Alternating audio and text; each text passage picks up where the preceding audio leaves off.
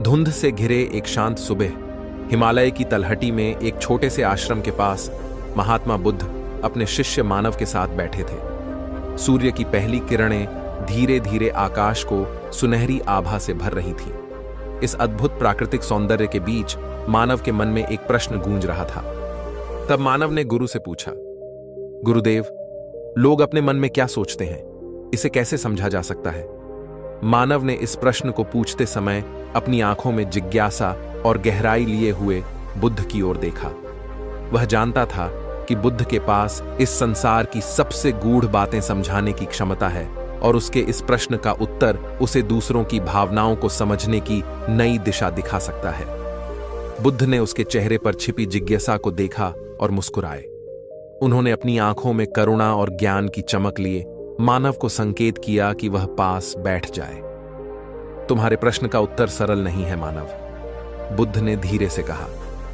किसी के मन की बात जानने के लिए हमें पहले खुद के मन को गहराई से समझना पड़ता है। चलो, मैं तुम्हें 7 ऐसे नियम के बारे में बताता हूं जो तुम्हें इस रहस्य की ओर ले जाएंगे। मानव के मन में उत्सुकता और भी बढ़ गई और उसने ध्यानपूर्वक सुनने के लिए अपने आप को तैयार किया। यही वह क्षण था जब एक साधारण सुबह मानव के जीवन में ज्ञान की नई यात्रा की शुरुआत बन गई। अब महात्मा बुद्ध ने मानव को 7 नियम बताने शुरू किए। पहला नियम, अवलोकन करना। बुद्ध ने कहा कि किसी के मन की बातें जानने का सबसे पहला तरीका है उसके व्यवहार और हाव भाव को ध्यानपूर्वक देखना। व्यक्ति कैसे चलता है, कैसे बोलता है और कैसे प्रतिक्रिया देता है, ये सब चीजें उसके मन की स्थिति को प्रकट करती हैं। मानव को समझ में आया कि सही अवलोकन से व्यक्ति के मन में चल रही बातों को समझा जा सकता है। दूसरा नियम, बातचीत से समझना। बुद्ध ने मानव को सिखाया कि किसी व्यक्ति के मन को समझने के लिए उससे खुलकर बातचीत करनी चाहिए। बातचीत के दौरान सवाल पूछने और धैर्यपूर्वक जवाब सुनने से व्यक्ति के अंदर छिपी भावनाओं और विचारों का पता चलता है।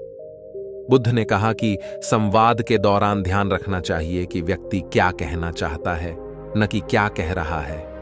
तीसरा नियम, भावनाओं को समझना।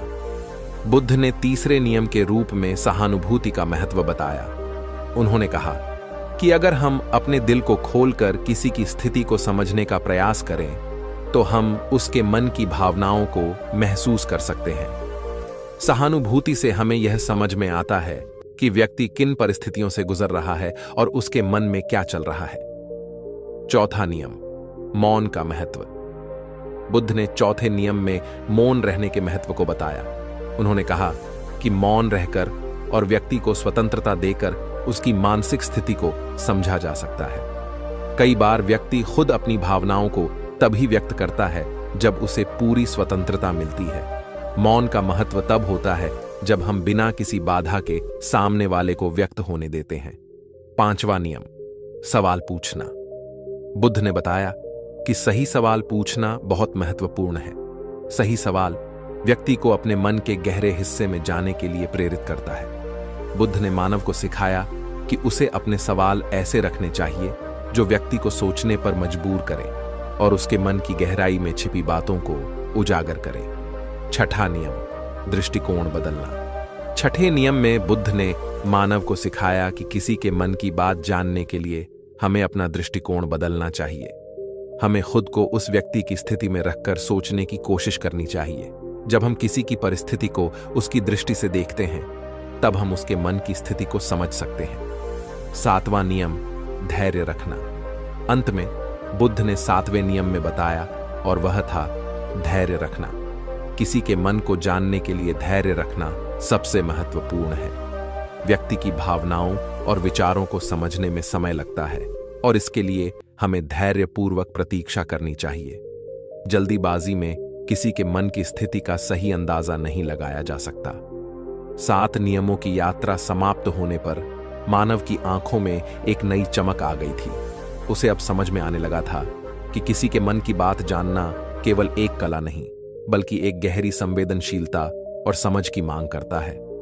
बुद्ध ने उसकी ओर देखकर मुस्कुराते हुए कहा, मानव, मन की बातें जानने के लिए हमें दूसरों के साथ एक ऐसा संबंध बनाना होगा जो सत्य, करुणा और धैर्य पर आधारित हो। जब हम अपने भीतर की शांति को प्राप्त कर लेते हैं, तभी हम दूसरों के मन को समझ सकते हैं। मानव ने बुद्ध के चरणों में नमन किया और कहा, गुरुदेव, आपने मुझे जो सिखाया है वह केवल ज्ञान नहीं बल्कि जीवन का मार्ग है। मैं इसे अपने जीवन में अपनाने का पूरा प्रयास करूंगा। बुद्ध ने अपने शिष्य के सिर पर हाथ रखा और कहा, याद रखना मानव, जो दूसरों के मन की बात समझता है वह खुद को समझने के भी करीब होता है। यही सच्ची प्रज्ञा है। उस शांत सुबह का सूर्य अब ऊंचाई पर पहुंच चुका था और उसकी किरणें पूरे वातावरण को रोशन कर रही थीं। मानव को ऐसा लगा जैसे उसके मन में भी वही प्रकाश फैल रहा हो। वह बुद्ध के साथ उठकर चल दिया, लेकिन इस बार उसके कदमों में आत्मविश्वास था और मन में एक नई समझ। वह जानता था कि उसे अब केवल अपने ज्ञान को फैलाना नहीं, बल्कि दूसरों की भावनाओं को समझकर उनके जीवन में उजाला लाना है। उस दिन मानव ने सिर्फ 7 तरीके नहीं सीखे थे, बल्कि उसने इंसानियत के मर्म को छू लिया था। उसने सीखा था कि किसी के मन की बातें जानने का मतलब केवल उनके विचार समझना नहीं, बल्कि उनके दिल में झांकना और उनकी भावनाओं को महसूस करना है। हमें उम्मीद है कि आपको यह कहानी पसंद आई होगी और आपने इससे कुछ अच्छा सीखा होगा। अपने सुझाव हमें कमेंट बॉक्स में दीजिए और हमारे चैनल ट्रू लाइन को सब्सक्राइब कर लीजिए। दोस्तों, आपसे एक निवेदन है, कृपया आप हमारे दूसरे चैनल को सब्सक्राइब कर लीजिए, जिस पर आपको जीवन को बदल देने वाली कहानियां सुनाई जाएगी। तो मिलते हैं एक नई कहानी में। धन्यवाद और नमो बुद्धाय। एक बार एक नगर में महात्मा बुद्ध सभी को प्रवचन दे रहे थे और बंधन के बारे में बता रहे थे कि इंसान के दुख का सबसे बड़ा कारण मोह होता है। मानव का स्वयं को कहीं भी बांधना दुख का कारण होता है। जहां भी मोह होगा, बंधन होगा, वहां दुख जरूर होगा। अतः स्वयं को इन सब से बाहर निकालें। अपना उपदेश खत्म कर बुद्ध वापस आ गए। अगले दिन एक आदमी बुद्ध के पास गया और बोला, मैं जानता हूं कि कल का उपदेश आपने मेरे लिए दिया था। मैं आपकी कही बात समझ गया हूं। मैं अपने सारे बंधन तोड़कर आपके पास आया हूं, अपने सारे मोह छोड़कर आया हूं। कृपा करके मुझे अपने साथ रख लें। अब मेरा मकसद केवल सत्य को खोजना है। बुद्ध मुस्कुराए और बोले, तुमने कौन कौन से बंधन त्याग दिए हैं? आदमी बोला, मेरे घर पर मेरे माता पिता हैं, मेरी पत्नी और मेरा छोटा बच्चा भी है। मेरी पत्नी बेहद बीमार रहती है। मेरे जीवन में बहुत दुख थे जब तक मैंने आपका उपदेश नहीं सुना था। लेकिन अब मैं जाग गया हूं कि मेरी पत्नी, बच्चे और मेरे माता पिता के साथ बंधन से ही मुझे दुख होता है। मैं जब अपनी पत्नी को बीमारी में करहाते हुए सुनता हूं तो मुझे बहुत दुख होता है। मुझे कभी कभी लगता है कि काश ये मर जाए तो इसका दुख कम हो जाए। कभी कभी मुझे जीना भी बेकार लगता है। लेकिन अब मैं समझ गया हूं कि इन सब से जुड़े रहने के कारण ही मैं दुखी था। इसलिए मैं सब कुछ छोड़कर आपके पास आया हूं। अब मेरे जीवन का एकमात्र लक्ष्य सत्य को खोजना है। बुद्ध ने कहा, क्या तुम पक्का सबको छोड़ना चाहते हो? आदमी ने कहा, हां, सबको छोड़ना चाहता हूं। बुद्ध ने फिर कहा, क्या तुम कुछ पीछे भूल तो नहीं रहे? कोई भी पुराना रिश्ता? आदमी ने कहा, मैं कुछ नहीं भूल रहा। मैं सबको पीछे छोड़ आया हूं। मैंने अपने परिवार का त्याग कर दिया है। अब पीछे मुड़कर उन्हें कभी नहीं देखूंगा। बुद्ध मुस्कुराए और बोले, आज की रात तुम विश्राम करो, कल सुबह मुझसे आकर मिलना। आदमी पूरी रात आश्रम की चीजों को देख सोचने लगा कि मैंने आज तक अपना समय सिर्फ बर्बाद ही किया है। अब वो ऐसे महान कार्य का हिस्सा होने जा रहा है जिसका खुद बुद्ध संचालन कर रहे हैं। बुद्ध की कृपा से उसे जीवन का सही मकसद मिल गया है। अगले दिन सुबह सुबह ही वो आदमी बुद्ध के पास गया और बोला, गुरुवर बताइए, मेरे लिए क्या आदेश है? बुद्ध ने कहा, तुम्हें पूर्व की ओर जाना है। वहां गांव में तुम्हें एक शादिका नाम की महिला मिलेगी। वो एक ज्ञानी स्त्री है। वो तुम्हें जो भी दे तुम्हें लेकर आना है। वो आदमी वहां के लिए निकल गया। रास्ते में बहुत तेज धूप थी। उसे बेहद भूख लगी थी। दूर तक का सफर था। वो काफी थक भी गया था। वो आदमी रास्ते भर सोचते हुए गया कि अगर वो घर पर होता तो इस धूप में घूमने की जगह आराम कर रहा होता और भोजन कर रहा होता। सोचते सोचते वो शादिका के गांव पहुंच गया। वहां पहुंचकर उसने शादिका को देखा। वो बेहद खूबसूरत थी। वो उसे देखता ही रह गया। शादिका ने इस आदमी को देखकर कहा, आप अंदर आ जाओ। मुझे मालूम है आपको महात्मा बुद्ध ने भेजा है और आपको भूख लगी होगी। मैं आपको भोजन परोस देती हूं। उसने उस आदमी को भोजन दिया। वो आदमी एकदम हैरान हो गया। यह वही भोजन था जिसके बारे में वो रास्ते भर सोच रहा था। भोजन करते समय आदमी की नजर सादिका के पैरों पर गई। वो बेहद सुंदर और कोमल थे। सादिका ने कहा, बुद्ध के चरण अत्यंत सुंदर है।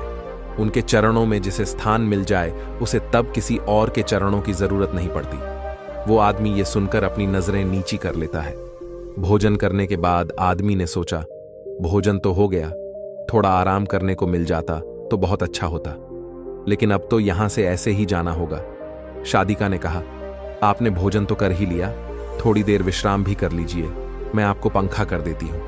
वो आदमी सोचने लगा कि यह कैसे संभव है, जो मैं सोच रहा हूं वही चीजें हो रही हैं। उसने सोचा कि यह कोई संजोग ही होगा।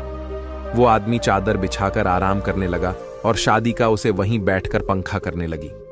वो आदमी छुप छुप कर सादिका को बार बार देखने लगा।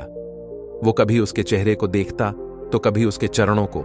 वो उसके शरीर के सभी आकृतियों को देखता और मन ही मन सोचता कि कितनी सुंदर स्त्री है, एकदम शांत, सुंदर, प्यारी वाणी, इसे तो मेरी पत्नी होना चाहिए था। वो मन ही मन सादिका के लिए कई सारी कविताएं बना चुका था।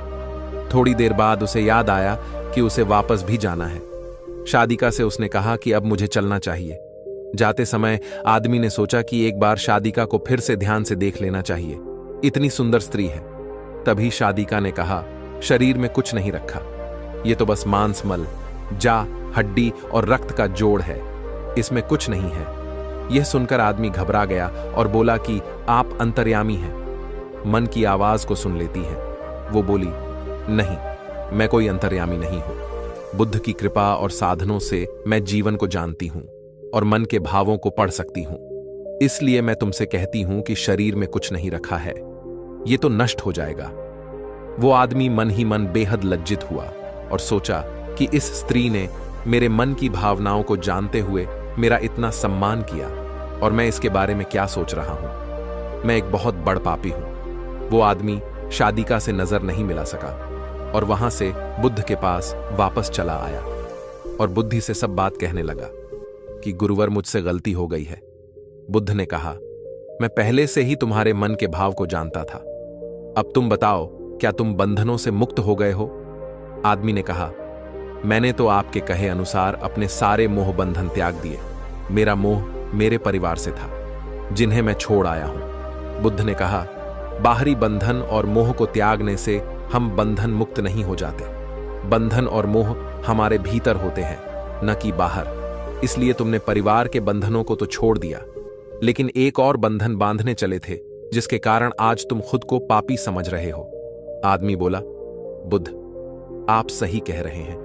मैं बस अपनी पत्नी से पीछा छुड़ाना चाहता था। लंबे समय से वो बस कमाती थी और मैं कुछ ज्यादा कमाता भी नहीं हूं, जिसकी वजह से मैं अपनी ही जिम्मेदारी से भाग रहा था। उनसे पीछा छुड़ाना चाहता था और जब मैंने आपका उपदेश सुना तो मुझे लगा परिवार ही सबसे बड़ी बाधा है। उसे छोड़ने से ही सत्य की प्राप्ति होगी, लेकिन मैं गलत था। मैं समझ गया हूं कि सत्य की प्राप्ति में सबसे बड़ी बाधा परिवार नहीं बल्कि मैं खुद हूं। बुद्ध ने कहा, मैं जो भी कहता हूं वहां लोग अपने स्वार्थ अनुसार ही सुनते हैं। जहां उनका स्वार्थ नहीं होता वहां वो उन बातों को नकार देते हैं। मोह, कामना, इच्छा, वासना, क्रोध, इन सब चीजों को लोग बाहर की तरफ ही ढूंढते रहते हैं। कामना से इच्छा पैदा होती है, इच्छा से वासना और वासना ना मिले तो क्रोध पैदा होता है। ये सब एक दूसरे से जीड़े होते हैं। आपने देखा होगा कि जब भी आपको क्रोध आता है आप उसका जिम्मेदार दूसरों को ठहरा देते हैं कि उसकी वजह से मुझे क्रोध आया है। हम कभी ये नहीं कहते कि उसका कारण मैं खुद हूं, जबकि क्रोध हमें हमारी वजह से ही आता है। अगर आप चाहे तो क्रोध नहीं आएगा। इसी तरह बंधन बाहर नहीं होते, हमारे मन में ही होते हैं। इसीलिए मन से और मन के बंधनों के कारण ही हम सब दुखी होते हैं। तो दोस्तों, कैसी लगी आपको ये कहानी? अगर ये कहानी आपको थोड़ी सी भी ज्ञानवर्धक लगी हो तो हमारे चैनल ट्रू लाइन को सब्सक्राइब जरूर कर लें और मिलते हैं अगली ऐसी ही किसी कहानी में। तब तक के लिए अपना ख्याल रखें। धन्यवाद और नमो बुद्धाय। आनंद एक साधारण सा लड़का निराशा के अंधकार में खो गया था। उसके माता पिता और दोस्तों की सफलताओं ने उसे आत्मग्लानि में डाल दिया था। रोज रात को वह अकेले बैठकर अपनी किस्मत को कोसता और अपने सपनों की खामोशी को सुनता। एक दिन एक गुरु के प्रवचन ने उसकी सोच को झकझोर दिया। गुरु ने कहा, दुख एक शिक्षक है। लेकिन आनंद ने अपनी पीड़ा को साझा करते हुए सवाल किया कि क्या उसका दुख सच्चा नहीं है। यह कहानी है आनंद की, जो अपने भीतर की शक्ति और सच्चे सुख की खोज में निकला। एक समय की बात है, नगर में रहने वाला आनंद नाम का एक लड़का अपनी जिंदगी से बहुत निराश था। उसकी निराशा का कारण यह था कि वह अब तक कुछ भी नहीं कर रहा था। उसके माँ बाप उसे ताने मारते कि तेरे सारे मित्र कुछ ना कुछ कर रहे हैं, लेकिन तू अभी भी घर में ही बैठा हुआ है। मित्रों के बीच भी अक्सर उसका मजाक ही बनता। वह कहीं जाता तो लोग उससे पूछते कि क्या कर रहे हैं। उसे यह बताने में बड़ी शर्मा आती कि अभी वह कुछ भी नहीं कर रहा। धीरे धीरे उसने रिश्तेदारों के यहां जाना और लोगों से मिलना जुलना कम कर दिया। वह ज्यादातर समय अपने घर में ही बैठा रहता। वह अकेले में रोता, भगवान को कोसता और अपनी किस्मत को दोष देता। अब उसे अपनी जिंदगी बोझ लगने लगी थी। कभी कभी वह सोचता कि जब वे कुछ करने के लायक ही नहीं है तो फिर उसके जिंदा रहने का भी क्या फायदा, उसे तो मर जाना चाहिए। एक दिन वह अपने नगर में टहल रहा था। तभी उसने देखा कि एक गुरु दुख के ऊपर प्रवचन दे रहे हैं। वह भी वही भीड़ में पीछे बैठ गया और गुरु के प्रवचन सुनने लगा। गुरु बोल रहे थे कि दुख एक गुरु की भांति होता है, जो हमें जीवन की सच्चाई दिखाता है और हमें सही से जीवन जीने का तरीका सिखाता है। आप चाहें तो अपने दुख रूपी गुरु से जीवन जीना भी सीख सकते हैं, और चाहें तो उस दुख में डूबकर बैठकर रो भी सकते हैं। आनंद भी गुरु की ये सारी बातें ध्यान से सुन रहा था, लेकिन उसे गुरु की ये बातें सही नहीं लगी। उसने खड़े होकर कहा, दुख कुछ भी सिखाकर नहीं जाता, दुख सिर्फ पीड़ा देकर जाता है। दुख की पीड़ा अनंत होती है। ऐसा लगता है इसके बाद कुछ भी नहीं होने वाला, कुछ भी नहीं मिलने वाला। मृत्यु भी उसके सामने छोटी लगने लगती है। गुरु ने कहा, आखिर क्या दुख है तुम्हें? आनंद ने अपना सारा दुख गुरु के समक्ष कह सुनाया और पूछा, क्या आपके पास मेरे इस दुख का कोई समाधान है? यह सुन गुरु मुस्कुराए और बोले, जिस दिन तुम्हारे जीवन में सच्चा दुख आएगा उस दिन मेरे पास आना, मैं तुम्हारे दुख का समाधान अवश्य करूंगा। इतना कहकर गुरु वहां से चले गए। आनंद ने सोचा, क्या मेरा दुख सच्चा नहीं है? क्या जिस दुख से मैं गुजर रहा हूं वो छोटा है? कोई भी मेरे दुख को नहीं समझ सकता। जब मां बाप नहीं समझ पाए तो गुरु क्या समझेंगे? अपने दुखों से परेशान होकर आनंद ने एक निर्णय लिया कि अब वह कुछ करके दिखाएगा। उसने एक छोटा सा व्यापार शुरू किया, लेकिन उसमें उसे सफलता नहीं मिल रही थी। पर उसके घर वाले खुश थे कि वह कुछ तो प्रयास कर रहा है। वह अपने व्यापार में जुटा रहा और उसे धीरे धीरे सफलता भी मिलने लगी। फिर उसने रफ्तार पकड़ ली और सिर्फ 3 साल के अंदर ही वह एक बड़ा व्यापारी बन गया।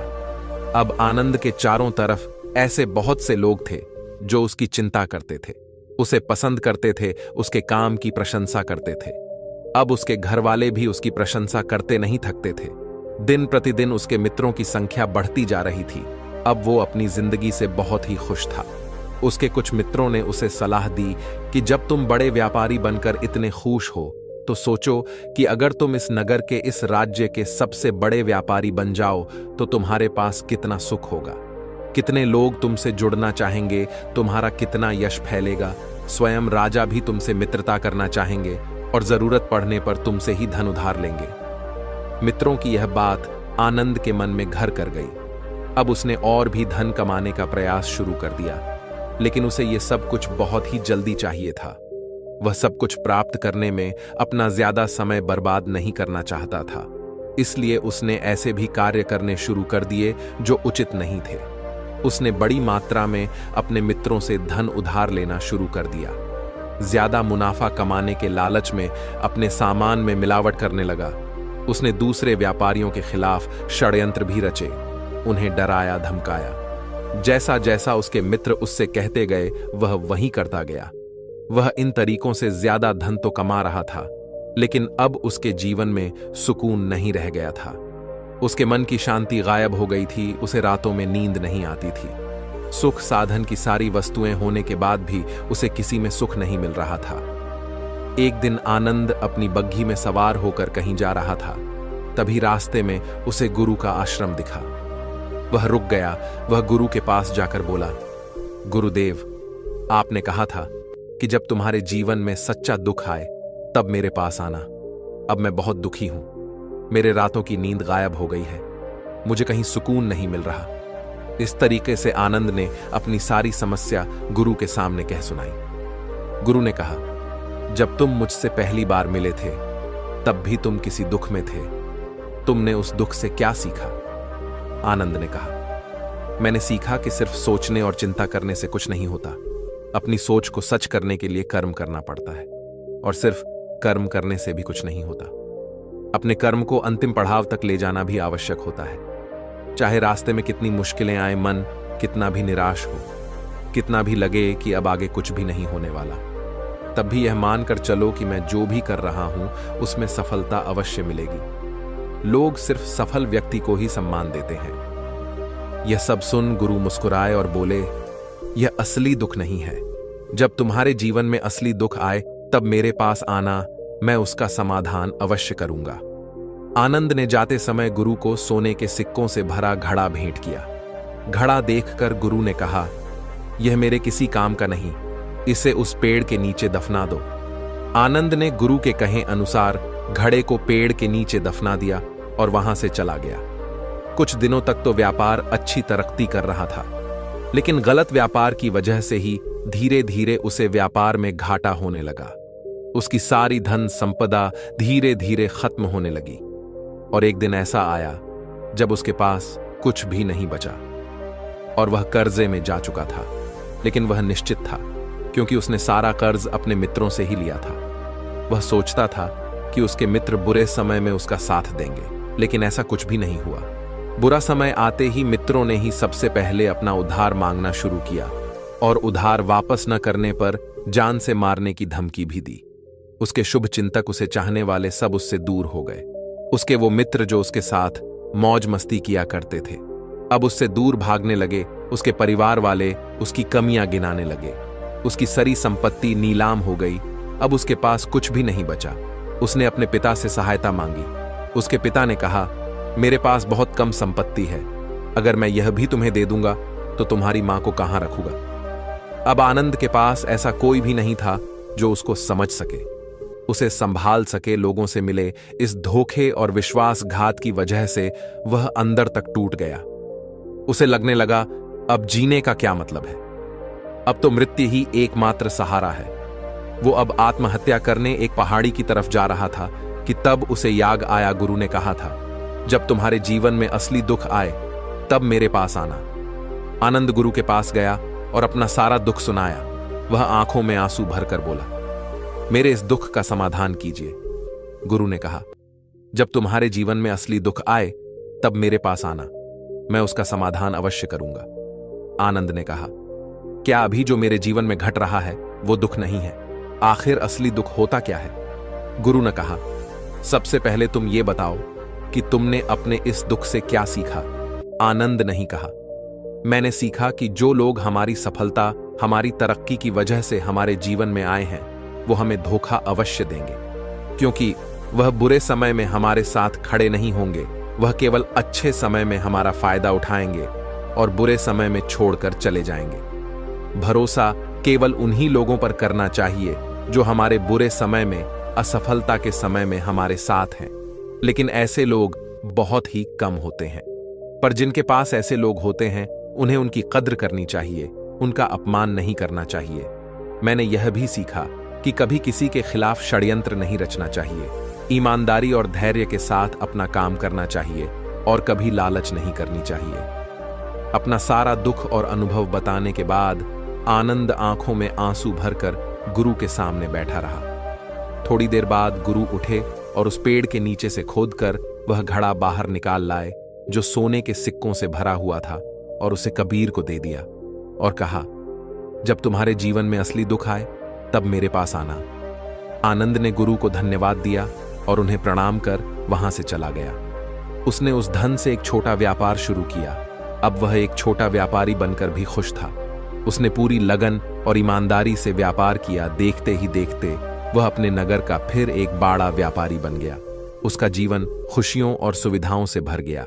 लेकिन कोई कितना भी अच्छा हो, कितना भी अच्छा काम करे, दान करें, पुण्य करें, लोगों की मदद करें, लेकिन जीवन में दुख तो आता ही है। तो आनंद के जीवन में भी दुख आया, उसके माता पिता की मृत्यु के रूप में। वो दोनों एक ही दिन मृत्यु को प्राप्त हो गया। आनंद अपने माता पिता से बहुत प्रेम करता था, इसलिए उसे उनकी मृत्यु से बहुत गहरा आघात पहुंचा। वह उन दोनों के पार्थिव शरीर को शमशान घाट ले गया, जहां उनकी अंतिम क्रिया की गई। वहां उसने अपने माता पिता के शरीर को जलते हुए देखा तो उसका मन बेचैन हो गया। उसके अंदर बहुत से प्रश्न उठने लगे हैं। घर वापस आया तो उसने अपने माता पिता के घर और संपत्ति को देखा, जिसके लिए उसके पिता हमेशा लड़ते रहते थे। आज वह संपत्ति लावारिस पड़ी है। आज उसकी देखरेख करने वाले, उसके लिए लड़ने वाले इस दुनिया से चले गए। उसके पिता ने जो भी कमाया था, जो भी बनाया था, वो सब यही रह गया था।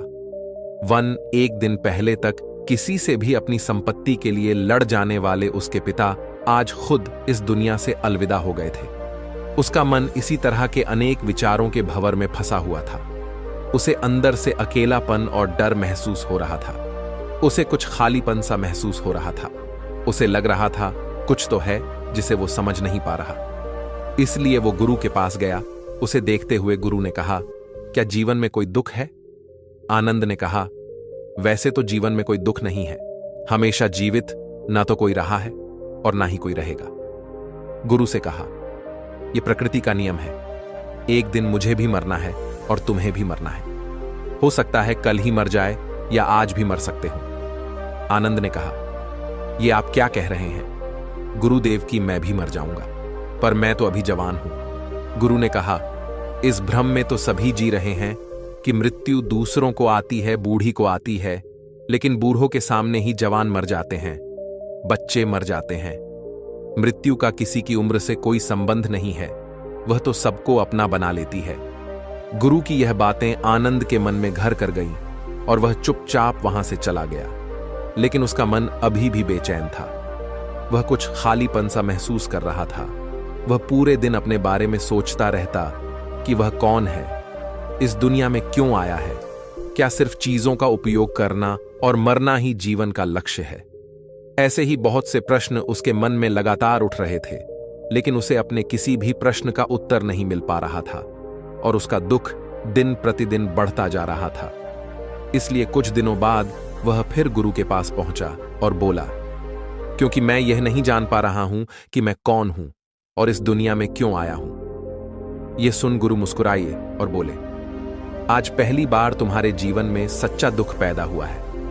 वास्तव में यही है जो दुख कहलाने के लायक है। आनंद ने कहा, गुरुदेव, मेरे इस दुख का समाधान कीजिए। गुरु ने कहा, हम सभी इंसान जीवन भर क्या इकट्ठा करते रहते हैं? आनंद ने कहा, हम सभी इंसान जीवन भर धन, संपत्ति, मान, सम्मान, परिवार, मित्र, शत्रुपद, प्रतिष्ठा इत्यादि एकत्र करते रहते हैं। गुरु बोले, क्या इन इकट्ठा की हुई सभी चीजों में से एक भी चीज को अपने साथ ले जा सकते हैं? आनंद ने कहा, नहीं गुरुदेव, इनमें से कुछ भी साथ नहीं जाता। मेरे माता पिता के साथ भी कुछ नहीं गया, सब कुछ यहीं छूट गया, धन, परिवार, संपत्ति, सब कुछ। गुरु ने कहा, अब मेरी बातों को ध्यान से सुनना। इस दुनिया में हमें जो इकट्ठा करना चाहिए वो तो हम कभी इकट्ठा करते ही नहीं करते। चीजें हमारे सामने ही होती हैं, लेकिन हम उन्हें देखने का प्रयास ही नहीं करते। इस दुनिया में हमें जिस चीज को इकट्ठा करना है वो हम खुद हैं। हमें खुद को इकट्ठा करना है ताकि जब मृत्यु हो तो हम एक हो सके और स्वयं को पहचान सके। हम भीतर से बटे हुए हैं। ऐसे ही सैकड़ों हजारों चीजों में वास्तव में हम बटे हुए हैं। हम टुकड़ों में जीवन जी रहे हैं। इस बंटवारे की वजह से हमारी चेतना कभी एक नहीं हो पाती। हमारी चेतना शक्ति बिखर गई है। इसलिए हमारे पास इतना भी समय नहीं है, इतनी भी ऊर्जा नहीं है कि हम मुड़कर एक बार अपने भीतर देख सके। वास्तव में जिस धन की कमी, सुविधाओं की कमी, मान सम्मान की कमी को लोग दुख समझते हैं और जीवन भर उसे दुख बोलकर रोते रहते हैं और उनका समाधान खोजने का प्रयास करते रहते हैं, उन्हें उसका समाधान कभी मिलेगा ही नहीं।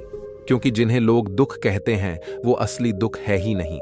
वो तो सिर्फ इंसान की चाहत है, उसकी इच्छा है, जिसकी पूर्ति कभी नहीं की जा सकती। इसलिए यहां व्यक्ति को ऐसे दुखों का कभी समाधान मिला ही नहीं। इसलिए इन सब के ऊपर अगर अपने दुखों का परम समाधान चाहिए तो सबसे पहले अपने आप को इकट्ठा करो, अपनी ऊर्जा को इस संसार से वापस खींचो और एकत्रित करो। अपने ऊपर ध्यान दो, खुद पर ध्यान लगाओ। मृत्यु से पहले अपने आप को पहचान लो, ऐसे ही बिखरे हुए मत चलो। आनंद ने कहा, तो क्या गुरुदेव हमें ये संसार छोड़ देना चाहिए? अपनी सभी इच्छाओं को मार देना चाहिए? किसी से प्रेम नहीं करना चाहिए? धन संपत्ति नहीं इकट्ठा करनी चाहिए? मान सम्मान की आशा छोड़ देनी चाहिए? गुरु ने कहा, एक बिखरे हुए मनुष्य के अंदर से कामनाएं, इच्छाएं और वासनाएं ऐसे ही निकलती हैं जैसे पहाड़ से कोई पत्थर गिर रहा हो, जिस पर पहाड़ का कोई नियंत्रण नहीं है सिवाय देखने, परेशान होने और कुछ खोने के। इसी प्रकार एक बिखरे हुए मनुष्य की इच्छाएं अनियंत्रित और दुखदाई होती हैं। उसका अनियंत्रित मन कुछ भी इच्छाएं और कल्पनाएं करता रहता है और दुखी होता रहता है। लेकिन जब व्यक्ति एकत्रित हो जाता है तो वह जो भी करता है सब उसके नियंत्रण में रहता है, तभी इच्छाएं भी उसकी इच्छा से निकलती हैं। आनंद ने कहा, गुरुदेव आपने मेरे सच्चे दुख का समाधान कर दिया। आपका बहुत बहुत धन्यवाद। आपसे मैं खुद को एकत्रित करने का प्रयास करूंगा। गुरु ने कहा, मानव शरीर में बहुत ऊर्जा है, बहुत शक्ति है, पर यह बेकार के कामों में बंद कर रह गई है, चीजों में लगी रहती है। ये ऐसा ही है जैसे कि एक अत्यंत शक्तिशाली मशीन किसी बच्चे के हाथों में दे दी गई हो और वह बिना सोचे समझे, बिना किसी नियंत्रण और जानकारी के बस इसकी शक्ति को कहीं भी बर्बाद कर रहा हो। इसीलिए अपनी चेतना की शक्ति पर ध्यान दो और इसे एकत्रित करो। आनंद को अपने प्रश्नों का उत्तर मिल चुका थे। उसने गुरु को धन्यवाद किया और चुपचाप वहां से चला गया। दोस्तों, उम्मीद है कि आपको यह कहानी पसंद आई होगी और आपने इससे कुछ सीखा होगा। यदि आपको ऐसी ही जीवन को बदल देने वाली प्रेरणादायक कहानी सुननी है जो आपके जीवन को एक नई दिशा देगी, तो आप हमारे चैनल ट्रू लाइन को सब्सक्राइब अवश्य कर लें। आप हमारे दूसरे चैनल को भी सब्सक्राइब अवश्य कर लें, उस चैनल पर भी ऐसे ही कहानियां मिलती हैं। तो दोस्तों, मिलते हैं एक नई कहानी में। धन्यवाद और नमो बुद्धाय। दोस्तों, आपने काफी बार सुना होगा कि मौन रहना सीखो, चुप रहना सीखो। आज की वीडियो में हम महात्मा बुद्ध की एक ऐसी कहानी लाए हैं जिसमें आपको यह पता चलेगा कि हमको किस किस जगहों पर मौन रहना चाहिए और मौन रहने से होनर वाले लाभ के बारे में भी चर्चा करेंगे। नमस्कार दोस्तों, स्वागत है आपका हमारे YouTube चैनल ट्रू लाइन पर। तो शुरू करते हैं। एक समय की बात है, एक बार गौतम बुद्ध अपने शिष्य मानव के साथ एक शांतिपूर्ण जंगल में यात्रा कर रहे थे। मानव एक युवा, जिज्ञासु और आत्म साक्षात्कार की खोज में लगा हुआ व्यक्ति था। वह अक्सर अपने विचारों और भावनाओं को साझा करता था और बुद्ध से प्रश्न पूछता रहता था। बुद्ध ने मानव के अंदर उस आंतरिक शांति को देखा जिसे पाने के लिए वह उत्सुक था, लेकिन साथ ही उन्होंने यह भी देखा कि मानव के मन में अस्थिरता और बेचैनी है। बुद्ध ने उसे एक दिन विशेष उपदेश देने का निर्णय लिया। महात्मा बुद्ध ने दिए मानव को मौन रहने के 12 उपदेश और कहा, मानव, हर उस व्यक्ति को इन 12 जगहों और मौन रहना चाहिए जो अपने जीवन को सुखमय बनाना चाहता है। पहला उपदेश, क्रोध के समय मौन रहो। बुद्ध ने मानव से कहा, जब तुम क्रोधित हो उस समय मौन रहो। उन्होंने समझाया कि क्रोध में बोले गए शब्द हमेशा हानिकारक होते हैं। जब हम क्रोध में होते हैं तो हमारा मन नियंत्रण में नहीं होता और हम बिना सोचे समझे कुछ कह जाते हैं, जिसके कारण हम बाद में पछताते हैं। इसलिए बुद्ध ने मानव को सिखाया कि जब भी क्रोध आए उस समय मौन रहना ही सबसे अच्छा उपाय होता है। इससे न केवल हमारे शब्द संयमित होते हैं बल्कि क्रोध भी धीरे धीरे शांत हो जाता है। दूसरा उपदेश, ईर्ष्या के समय मौन रहो। बुद्ध ने दूसरी स्थिति बताई, जब तुम ईर्ष्या महसूस करो तब मौन रहो। ईर्ष्या मनुष्य के मन की एक नकारात्मक अवस्था है और इससे केवल मन की शांति भंग होती है। बुद्ध ने मानव को समझाया कि जब हम ईर्ष्या के कारण दूसरों से तुलना करते हैं तब हमारी मानसिक स्थिति और बिगड़ जाती है। ऐसे समय में मौन रहना आवश्यक है, क्योंकि मौन हमें आत्मविश्लेषण का अवसर देता है। ईर्ष्या को दूर करने का सबसे अच्छा तरीका है कि हम अपनी भावनाओं को समझें और उन पर नियंत्रण प्राप्त करें। तीसरा उपदेश, जब ज्ञान अधूरा हो तब मौन रहो। तीसरी स्थिति में बुद्ध ने कहा, जब तुम्हारा ज्ञान अधूरा हो तब मौन रहो। उन्होंने मानव को बताया कि कई बार हम बिना पूरी जानकारी के कुछ कह देते हैं जो आगे चलकर गलत साबित हो सकता है। ऐसे में मौन रहना ही सबसे अच्छा होता है, ताकि हम पहले जानकारी प्राप्त कर सकें और फिर सही समय पर सही बात कह सकें। यह स्थिति हमें सिखाती है कि ज्ञान का सही उपयोग तभी संभव है जब वह पूर्ण हो। चौथा उपदेश, जब दूसरों को आपकी बात समझ ना आए तब मौन रहो। चौथी स्थिति में बुद्ध ने कहा, जब सामने वाला आपकी बात को समझ ना सके तब मौन रहो। कई बार हम अपने विचारों को दूसरों तक पहुंचाने की कोशिश करते हैं, लेकिन वे उन्हें नहीं समझ पाते। ऐसे समय में तर्क वितर्क करने या जबरदस्ती समझाने की बजाय मौन रहना ही बेहतर होता है। इससे न केवल हम अनावश्यक विवादों से बचते हैं, बल्कि संवाद का सही समय भी मिल जाता है। पांचवा उपदेश, जब आपकी बात दूसरों को आहत कर सकती हो तब मौन रहो। बुद्ध ने पांचवी स्थिति में समझाया, जब तुम महसूस करो कि तुम्हारी बात से कोई आहत हो सकता है तब मौन रहो। उन्होंने कहा कि हमारी वाणी का प्रभाव दूसरों पर गहरा होता है। यदि हमारी बातों से किसी को दुख पहुंचे तो वह हिंसा के समान है। इसलिए बुद्ध ने मानव को यह सिखाया कि मौन में करुणा होती है। यदि हमारी बातों का परिणाम नकारात्मक हो सकता है तो मौन रहना ही सबसे बेहतर है। छठा उपदेश, जब स्थिति नियंत्रण से बाहर हो तब मौन रहो। छठी स्थिति में बुद्ध ने कहा, जब स्थिति नियंत्रण से बाहर हो तब मौन रहो। कई बार जीवन में ऐसी परिस्थितियां आती हैं जब हमारे नियंत्रण से बाहर होती हैं। ऐसे समय में चुप रहना और परिस्थिति को शांतिपूर्वक देखना ही सही होता है। यह हमें अपने निर्णयों को बेहतर ढंग से सोचने और सही समय पर कार्रवाई करने का अवसर देता है। सातवां उपदेश, आलोचना के समय मौन रहो। सातवीं स्थिति में बुद्ध ने कहा, जब कोई तुम्हारी आलोचना करे तब मौन रहो। आलोचना से कई बार हम आहत हो जाते हैं और तुरंत प्रतिवाद करना चाहते हैं, लेकिन बुद्ध ने मानव को सिखाया कि आलोचना के समय मौन रहना हमें आत्मनिरीक्षण का अवसर देता है। यदि आलोचना सही है तो यह हमारे सुधार का मार्ग बन सकती है, और यदि गलत है तो मौन रहकर हम अपनी शांति बनाए रख सकते हैं। आठवां उपदेश, थकान के समय मौन रहो। आठवीं स्थिति में बुद्ध ने कहा, जब तुम थके हुए हो तब मौन रहो। जब हम शारीरिक या मानसिक रूप से थके होते हैं तब हमारा निर्णय और बातें स्पष्ट नहीं होती। ऐसी स्थिति में मौन रहना आवश्यक है, ताकि हम खुद को पुनः ऊर्जा दे सकें और सही निर्णय लेने में सक्षम हो सकें। नौवां उपदेश, मानसिक अशांति के समय मौन रहो। नौवीं स्थिति में बुद्ध ने कहा, जब तुम्हारा मन अशांत हो तब मौन रहो। मानसिक अशांति के समय हमारा मन किसी भी निर्णय या वार्तालाप के लिए उपयुक्त नहीं होता। उस समय मौन रहकर ध्यान और आत्मनिरीक्षण का समय लेना सबसे बेहतर होता है। इससे हमें अपने विचारों और भावनाओं को समझने का अवसर मिलता है।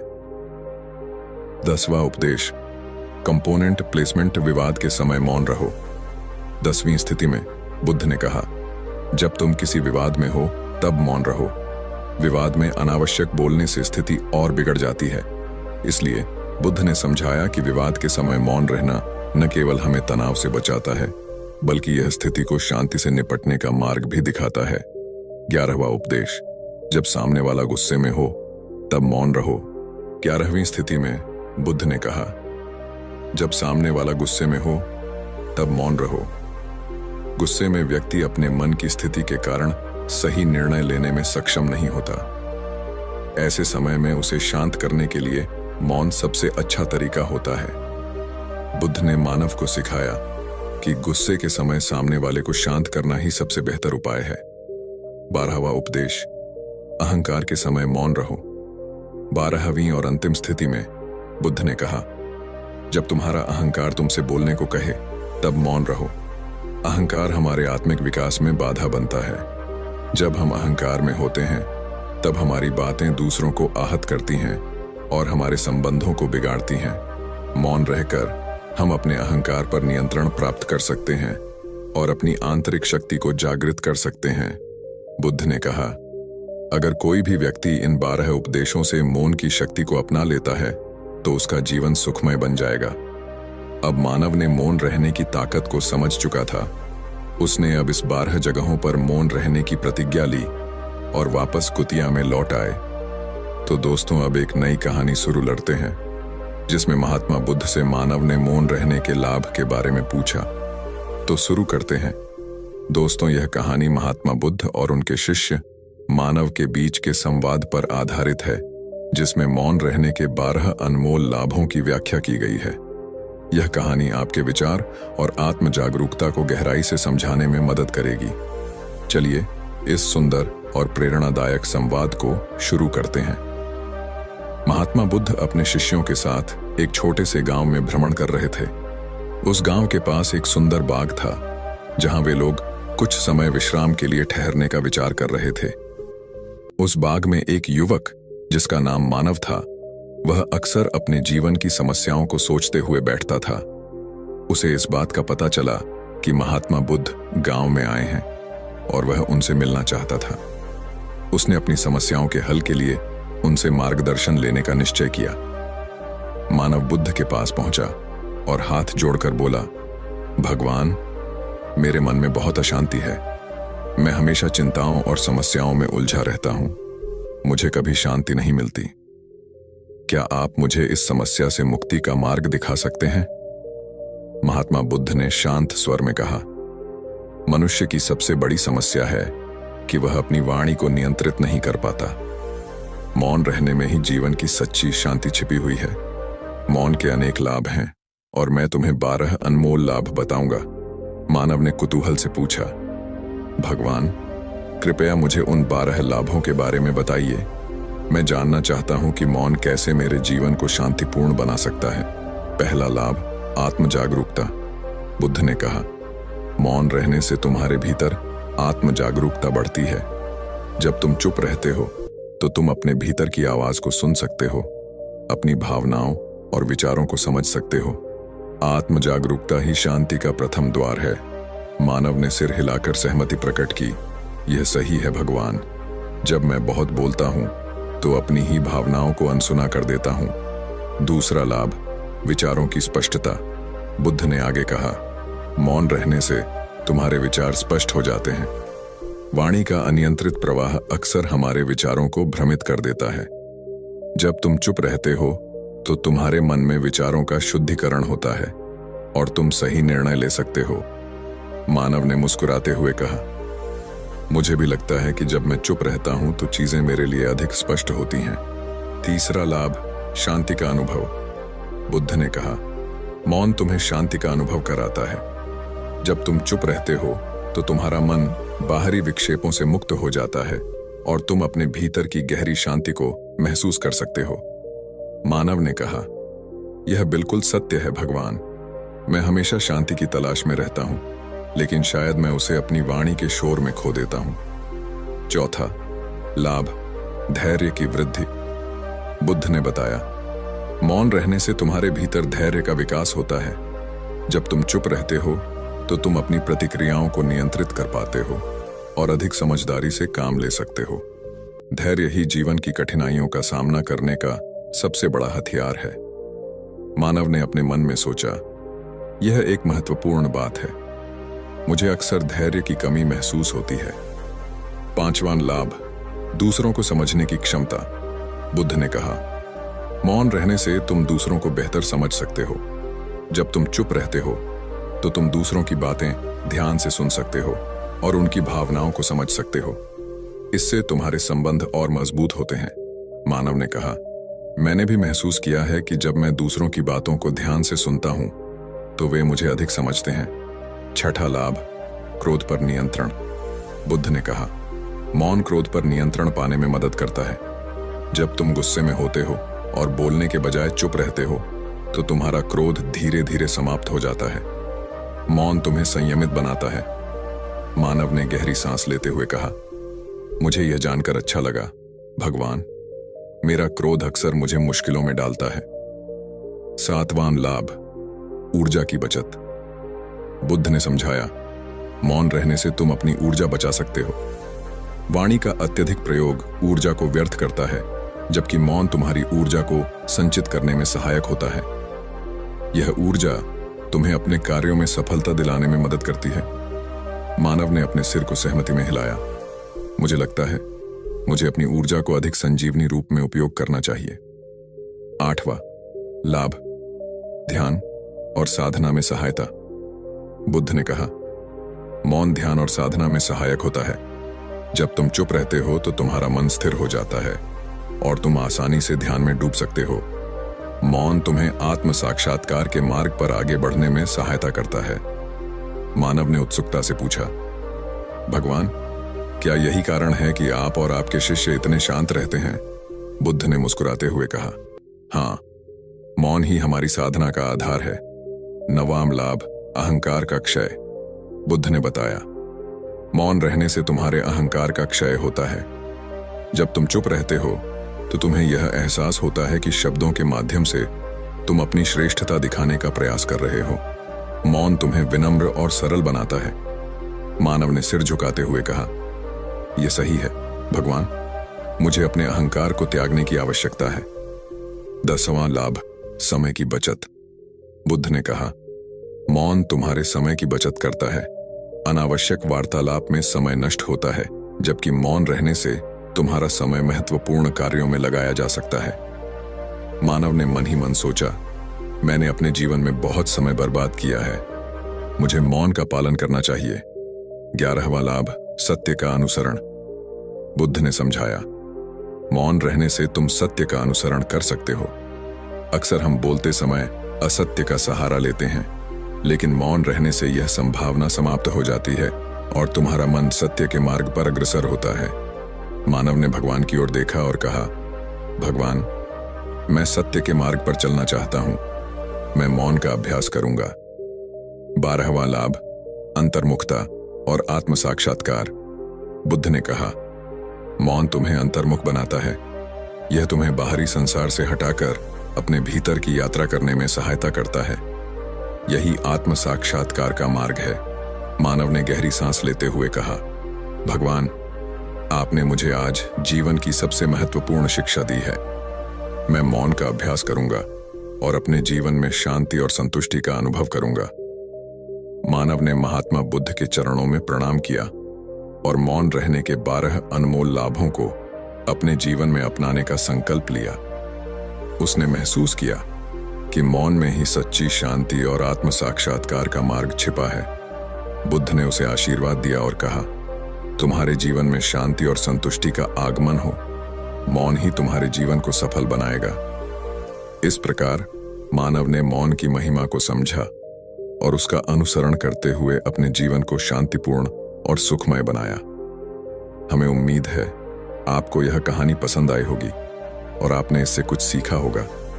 अपने सुझाव हमें कमेंट बॉक्स में दीजिए और हमारे YouTube चैनल ट्रू लाइन की सब्सक्राइब कर लीजिए।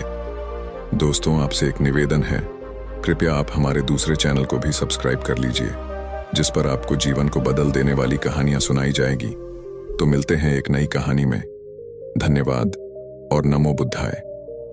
एक दिन भगवान बुद्ध अपने शिष्यों के साथ एक गांव में पहुंचे। वहां उन्होंने देखा कि लोग बहुत परेशान और चिंतित थे। कुछ लोग सोने चांदी के आभूषणों के लिए लड़ रहे थे, तो कुछ जमीन जायदाद के लिए। उनके चेहरे पर चिंता और लालच साफ झलक रहा था। एक शिष्य ने बुद्ध से पूछा, भगवान, ये लोग इतने दुखी क्यों हैं? बुद्ध ने मुस्कुराते हुए एक कहानी सुनाई। एक व्यक्ति को अचानक बहुत सारा धन मिल गया। पहले वह साधारण जीवन जीता था और खुश रहता था, लेकिन धन मिलने के बाद वह इसे बढ़ाने और बचाने की चिंता में डूब गया। उसने अपनी सारी ऊर्जा इसी में लगा दी, अपने परिवार से दूरी बना ली और अंत में न तो वह धन का आनंद ले पाया, न ही परिवार का प्यार। अतः उसने अपना सारा जीवन माया के पीछे बर्बाद कर दिया। बुद्ध ने कहा, माया के पीछे भागने से जीवन का असली सुख छिन जाता है। सच्चा आनंद बाहरी वस्तुओं में नहीं, बल्कि अपने भीतर की शांति में है। लोग माया के जाल में फंसकर अपना जीवन बर्बाद कर रहे हैं, जबकि असली खुशी साधन संपन्नता में नहीं बल्कि संतोष में है। यह सुनकर शिष्यों ने समझा कि माया का पीछा करना निरर्थक है और असली सुख अपने भीतर की शांति में ही है। नमो बुद्धाय। उम्मीद है कि आपको यह कहानी अच्छी लगी होगी और आपने इस कहानी से कुछ सीखा होगा। अपने सुझाव हमें कमेंट बॉक्स में दीजिए और ऐसी ही ज्ञानवर्धक कहानी सुनने के लिए हमारे चैनल ट्रू लाइन को सब्सक्राइब कर लीजिए। मिलते हैं एक नई कहानी में। धन्यवाद।